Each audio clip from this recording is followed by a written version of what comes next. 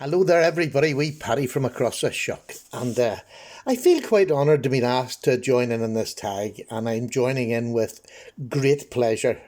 Um, this is a tag USA made knives. Show us yours, and I was tagged by Neeves, great channel. Please pop over and see them. Neeves Knives, Neeves Knives. It's another married couple, and I have to say, very entertaining program. And I'd also like to. It was nice to see Bama Knife Guy back making videos again, and I'm glad to see that the pitch of his voice hasn't changed too much. Anyway, let's get on with this. Look, I've picked 8 here, and I have picked a choice of both slip joint and normal knives because I would use sort of that sort of percentage of slip joints to normal knives. So I'm going to start off with one of America's huge companies, which is Kershaw, and this is their Made in America Blur. What a beautiful knife! I love this. Absolutely stunning. I love the sound of it. It is an amazing work knife in hand, and it's a recurve that's done so well, but it takes 2 minutes to sharpen. It's just a gorgeous knife. Really, really lovely. I could sit and do this all day. My wife would divorce me, but I could sit and do it all day quite happily. So following that and directly below it is another, it's a USA company. This is Zero Tolerance. And for those who have lived in a dark hole, this is another subsidiary of Kershaw. So I thought I would show that as well because this is their upmarket. This is the 0450 from Zero Tolerance. This is a stunning small knife. Although I can get my medium to large edge on it, I can sneak up if I need to. I don't really need to. I can get a good firm grip on that. It's just about perfect for me. Much bigger than me, you might struggle. You might want to put a forward choil in, which I'm thinking of doing myself, to be honest. I'm getting a bit moddy at the minute. But this was this was a gift. Quite a few of these were gifts, and that would take too long to go through and thank everybody. But the man who gave it to me knows exactly who he is. The people who gave me all these know exactly who they are, and I thank them from the bottom of my heart. But get on to this knife. I think this is one of the best flickable knives ever made. I still think today it's as good as it ever was. You can nearly oh, it's an amazing feeling. You can hear it, and the speed is just unbelievable. Beautiful knife. And here is my grill knife. This is Benchmade, another very large American company that make amazing knives. Now, to be honest with you, Kershaw for me at the minute, especially Zero Tolerance, I've never wanted another one yet. I don't know why. I haven't found anything that I really feel like investing in, which is quite sad. Whereas the likes of Benchmade, Spyderco, they tend to come out with more offerings, and offerings that, I don't want to put this, more the common man would more want. Usable knives, not big, heavy, overbuilt knives. I think them days are sort of going away. Look, there's loads of people still like them, but I think the majority of people like a knife they can just hold in hand and use. And I think we can see that by the size of knives coming down this last couple of years, in my opinion. Maybe it's just me. So Benchmade, I'm a huge favourite of Benchmade knives. I think they've got over their problems of the past, mostly. ZT on the card, I'm not too sure with them at the minute. The next one's Spyderco, which is one of the best known brands from America, is Spyderco. Now, they make other knives around the world, but tonight we're just talking about the America-made knives, and they're usually of incredibly high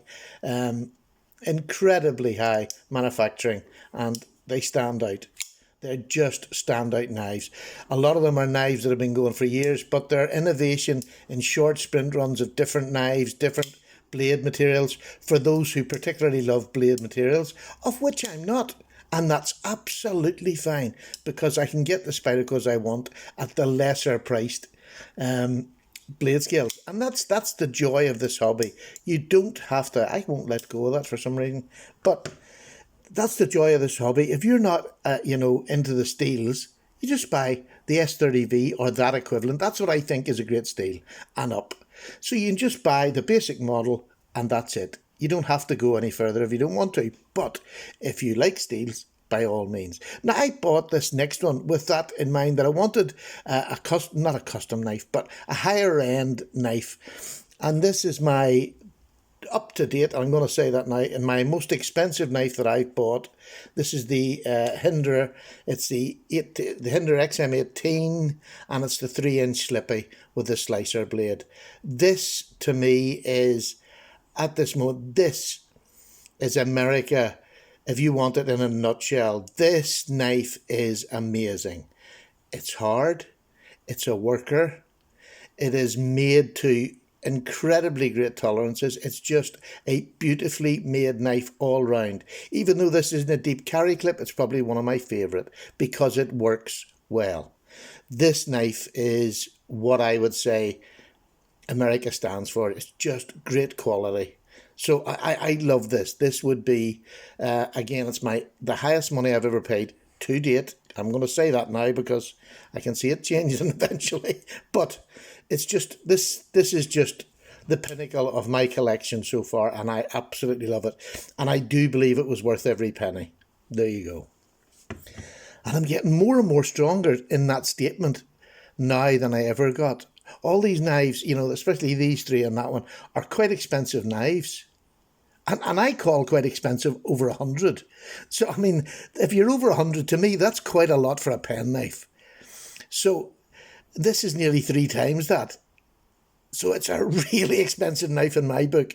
And that lets you know where I am in the hobby. I love budget, basic, and anything up that ladder. So next we're going to go down to GEC, who are making amazing quality pocket knives, traditional pocket knives at the minute.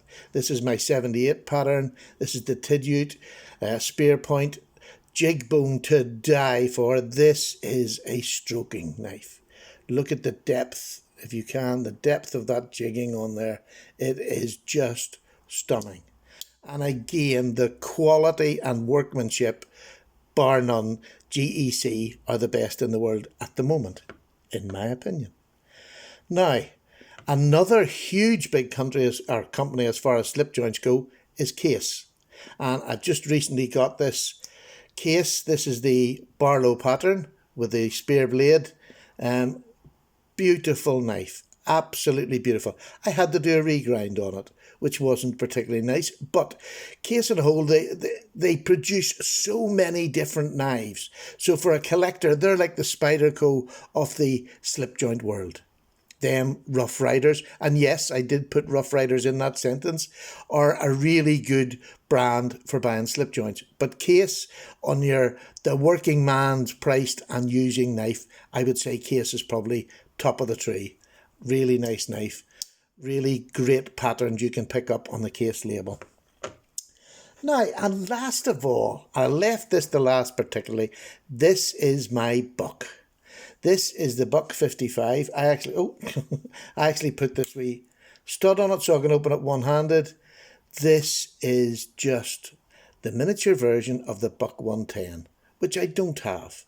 And to be, no, I'll just leave it there. I don't have it. Brass, wood, the most beautiful clip point, the Boss Heat Treatment 420. It's just a beautiful, beautiful knife. I love this little knife, and it gets a lot of pocket time. So, I hope you've enjoyed my little review. Buck is just a company that screams America. The hunting brand, I would sort of more think of it. But there's 8 of my favourite USA knives, and if that was all they made, we'd be a very lucky community. But they make so many more, and so many that I haven't found out about yet, and that I haven't tried yet. They have amazing custom makers. So the USA, for somebody like me who lives outside the USA, is the hub of the penknife community. It is the centre of the earth. I hope to get there next year to one of their big shows. That's my bucket list. I really want to get there, and I'm looking forward to it because I love USA made knives, and I might give off at the odd knife company every now and then. But that's our job. This is a hobby. This community has got way too serious, accusing people of things that are just not truths. So for goodness sake, America, you have the best companies in the world. If we want to keep them that way, I think they need the likes of testers, the likes of people to keep them honest, to keep them moving forward. Because if you don't, China takes over. So from an outsider, and from the UK, the biggest ally that we have is the US, but also for me, this is where my hobby has nearly moved to. There's not many companies outside of the US, apart from China, that can provide me with the knives that I want for my hobby. So thank you, America. I salute you from the UK, and I thank Neeves Knives very much for the two of them for inviting me to join this tag. I feel honoured, and I'm going to tag two people.